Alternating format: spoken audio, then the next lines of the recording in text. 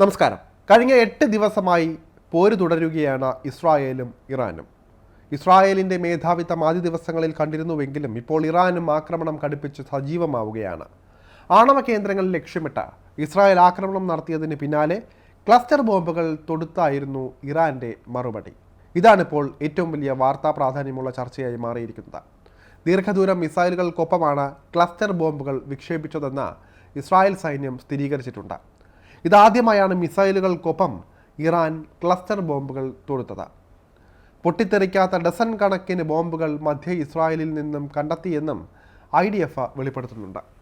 കഴിഞ്ഞ ദിവസമാണ് മധ്യ ഇസ്രായേൽ ലക്ഷ്യമിട്ട് ഇറാൻ രൂക്ഷമായ ആക്രമണം നടത്തിയത്. സറോഖയിലെ ആശുപത്രിക്ക് നേരെ നടത്തിയ ആക്രമണത്തിൽ കനത്ത നാശം ഉണ്ടായി. 71 പേർക്കാണ് പരിക്കേറ്റതെന്ന് ഇസ്രായേൽ ഔദ്യോഗികമായി സ്ഥിരീകരിച്ചിട്ടുമുണ്ട്. ഇനി എന്താണ് ക്ലസ്റ്റർ ബോംബ്, ഇതിൻ്റെ പ്രവർത്തനം എങ്ങനെ, പ്രഹരശേഷി എത്തരത്തിൽ എന്നൊക്കെ വിശദമായി നോക്കാം. മിസൈലുകളിൽ പോർമുനയായി വയ്ക്കുന്ന ക്ലസ്റ്റർ ബോംബ് തൊടുക്കുമ്പോൾ ഒരെണ്ണമായിരിക്കും. എന്നാൽ ലക്ഷ്യസ്ഥാനത്തെത്തുമ്പോൾ 100 കണക്കിന് ചെറു ബോംബുകളായിട്ടാണ് ഇത് പൊട്ടിത്തെറിക്കുന്നത്. ഇത്തരത്തിൽ ചിതറിക്കിടക്കുന്ന ബോംബുകൾക്ക് ലക്ഷ്യസ്ഥാനം നിർണ്ണയിക്കാനാകാത്തതിനാൽ തന്നെ ആക്രമണത്തിൻ്റെയും നാശനഷ്ടങ്ങളുടെയും തീവ്രത വർദ്ധിക്കും. വാഹനങ്ങൾ, വീടുകൾ തുടങ്ങി ഒരു ഫുട്ബോൾ ഗ്രൗണ്ടിൻ്റെ വിസ്തൃതിയിലുള്ള പ്രദേശം വരെ നശിപ്പിക്കാൻ ഇതിന് ശേഷിയുണ്ട്. ക്ലസ്റ്റർ ബോംബുകൾക്ക് പുറമെ ഇറാൻ്റെ കൈവശം MIRV, അതായത് multiple independently targetable re entry വെഹിക്കിളുകൾ ഉണ്ടോ എന്ന ആശങ്കയിലാണ് ഇസ്രായേലും US-ഉം. ബാലിസ്റ്റിക് മിസൈലുകൾക്കൊപ്പമാണ് പോർമുനയായി MIRV ഉപയോഗിക്കുന്നത്. ക്ലസ്റ്റർ ബോംബുകളിൽ നിന്ന് വ്യത്യസ്തമായി MIRV-കൾ കൃത്യമായ ഗതി നിയന്ത്രണ സംവിധാനം ഉള്ളവയാണ്.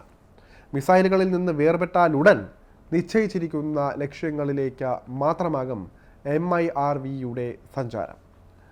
മിസൈലുകളിൽ നിന്ന് MIRV തൊടുക്കുന്നത് സംബന്ധിച്ചുള്ള ശേഷി ഇതുവരെയും ഇറാൻ വെളിപ്പെടുത്തിയിട്ടില്ല. ഇത്തരത്തിലുള്ള പരീക്ഷണം ടെഹ്റാൻ നടത്തിയതിൻ്റെ യാതൊരു വിവരങ്ങളും പുറത്തു വന്നിട്ടുമില്ല.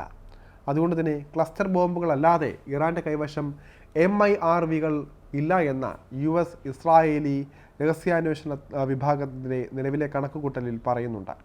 എന്നിരുന്നാലും ഇറാൻ്റെ കൈവശമുള്ള ആയുധങ്ങൾ കടുത്ത ഭീഷണിയാണ് ഉയർത്തുന്നത് എന്ന് ഇസ്രായേലി മാധ്യമങ്ങളും സ്ഥിരീകരിച്ചിട്ടുണ്ട്.